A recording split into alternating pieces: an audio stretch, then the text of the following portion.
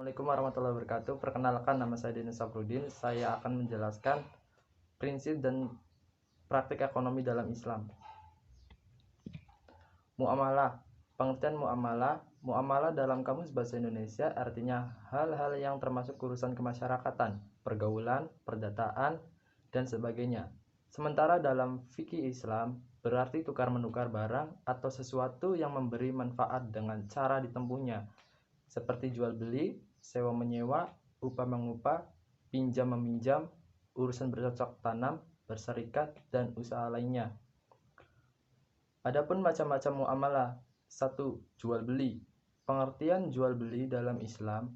Jual beli menurut syariat agama ialah kesepakatan tukar menukar benda untuk memiliki benda tersebut selamanya. Dan adapun syarat-syarat jual beli dalam Islam.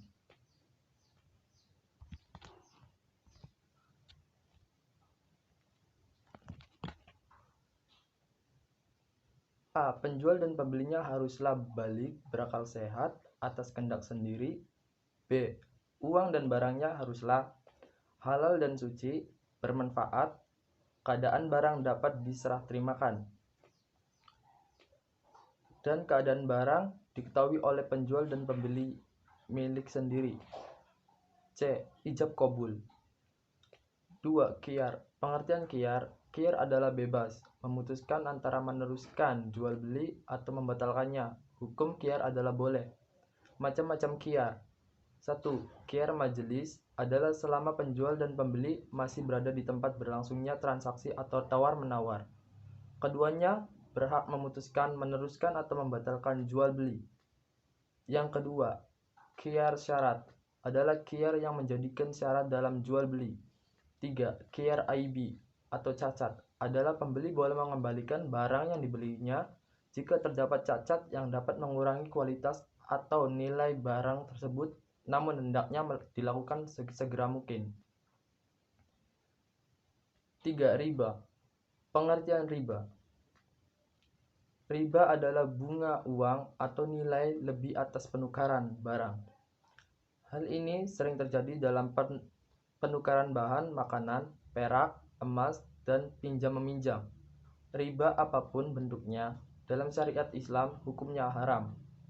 Adapun macam-macam riba. A. Riba fadli adalah pertukaran barang sejenis yang tidak sama timbangannya. B. Riba qardi adalah pinjam-meminjam dengan syarat harus memberi kelebihan saat mengembalikannya. C. Riba yadi adalah akad jual beli barang sejenis dan sama timbangannya, namun penjual dan pembeli berpisah sebelum melakukan serah terima. D. Riba nasi'ah adalah akad jual beli dengan penyerahan barang beberapa waktu kemudian. Dan yang keempat, utang piutang. Pengertian utang piutang adalah menyerahkan harta dan benda kepada seseorang dengan catatan akan dikembalikan pada waktu kemudian dan tidak mengubah keadaannya. Hutang piutang hukumnya boleh selama tidak ada unsur riba di dalamnya. Rukun utang piutang. Yang berutang dan yang berutang ada harta atau barang, lafaz kesepakatan. 5. Sewa menyewa. Pengertian sewa menyewa. Sewa menyewa dalam fikih Islam disebut ijarah, artinya imbalan yang harus diterima oleh seseorang atas jasa yang diberikannya. Jasa di sini berupa penyediaan tenaga dan pikiran, tempat tinggal, atau hewan. Sewa menyewa dalam Islam hukumnya adalah boleh. Syarat dan rukun sewa menyewa. Yang menyewakan dan yang menyewa haruslah telah balik dan berakal sehat. Sewa menyewa dilangsungkan atas kemauan masing-masing, bukan karena dipaksa. Barang tersebut menjadi hak sepenuhnya orang yang menyewakan atau walinya. Ditentukan barangnya serta keadaan dan sifat-sifatnya. Manfaat yang akan diambil dari barang tersebut harus diketahui secara jelas oleh kedua belah pihak. Berapa lama memanfaatkan barang tersebut harus disebutkan dengan jelas. Harga sewa dan cara pembayarannya juga harus ditentukan dengan jelas serta disepakati bersama. B. Syirka. Pengertian syirka secara bahasa kata syirka perseorangan berarti mencampurkan dua bagian atau lebih sehingga tidak dapat lagi dibedakan antara bagian yang satu dengan bagian yang lainnya. Menurut istilah, syirka adalah suatu akad yang dilakukan oleh dua pihak atau lebih yang bersepakatan untuk melakukan suatu usaha dengan tujuan memperoleh keuntungan. Hukum syirka adalah boleh berdasarkan sunnah dan ijma sahabat selama memenuhi rukun dan syariatnya. Rukun dan syariat syirka. 1. Dua belah pihak yang berakad, akidani.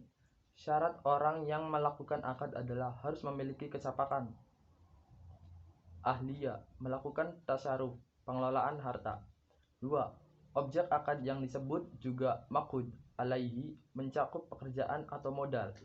Adapun syarat pekerjaan atau benda yang dikelola dalam syirka harus halal dan diperbolehkan dalam agama, dan di pengelolanya dapat diwakilkan.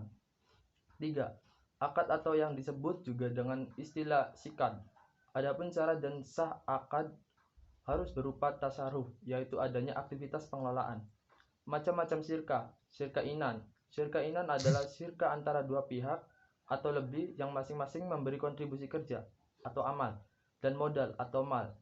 Syirka abdan.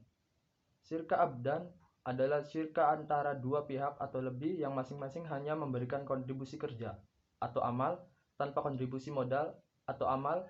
Kontribusi kerja itu dapat berupa kerja pikiran seperti penulis naskah ataupun kerja fisik seperti tukang batu. Syirka wujuh. Syirka wujuh adalah kerja sama karena didasarkan pada pendudukan ketokohan atau keahlian atau wujuh seseorang di tengah masyarakat.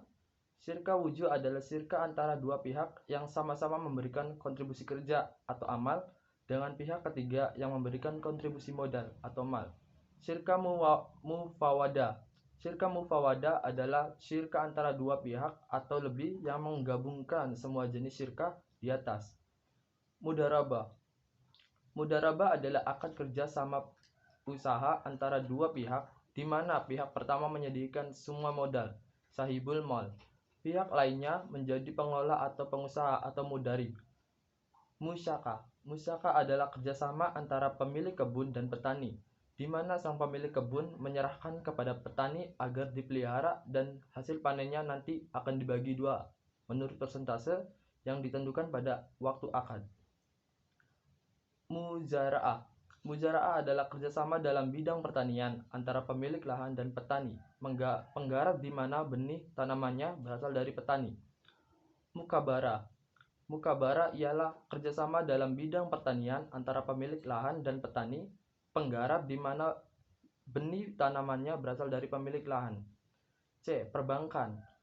Pengertian perbankan, bank adalah sebuah lembaga keuangan yang bergerak dalam menghimpun dana masyarakat dan disalurkannya kembali dengan menggunakan sistem bunga. Dengan demikian, hakikat dan tujuan bank ialah untuk membantu masyarakat yang memerlukan, baik dalam menyimpan maupun meminjamkan, baik berupa uang atau barang berharga lainnya, dengan imbalan bunga yang harus dibayarkan oleh masyarakat pengguna jasa bank. Jenis-jenis bank. Bank dilihat dari segi penerapan bunganya, dapat dikelompokkan menjadi dua, yaitu seperti berikut. 1. Bank konvensional.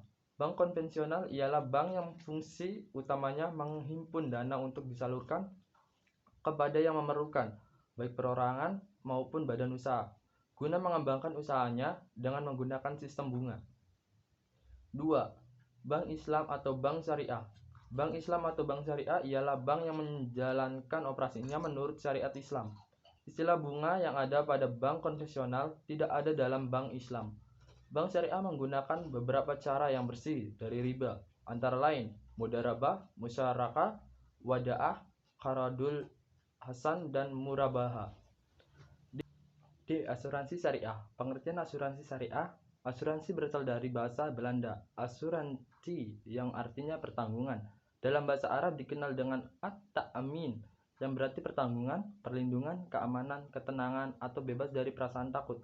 Si penanggung disebut mu'amin dan tertanggung disebut musta'min. Hukum asuransi dalam Islam. Asuransi merupakan bagian dari muamalah. Kaitan dengan dasar hukum asuransi menurut fikih Islam adalah boleh atau jaiz. Dengan suatu ketentuan produk, asuransi tersebut harus sesuai dengan ketentuan hukum Islam.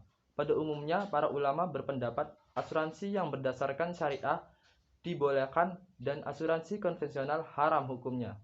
Prinsip asuransi syariah. Asuransi syariah menjalankan prinsip tauhid. Asuransi syariah menerapkan prinsip tolong-menolong. Asuransi syariah dilandasi prinsip amanah. Asuransi syariah mengamalkan prinsip keadilan. Oke, sekian pembahasan materi prinsip dan praktik ekonomi Islam. Saya akhiri. Wassalamualaikum warahmatullahi wabarakatuh.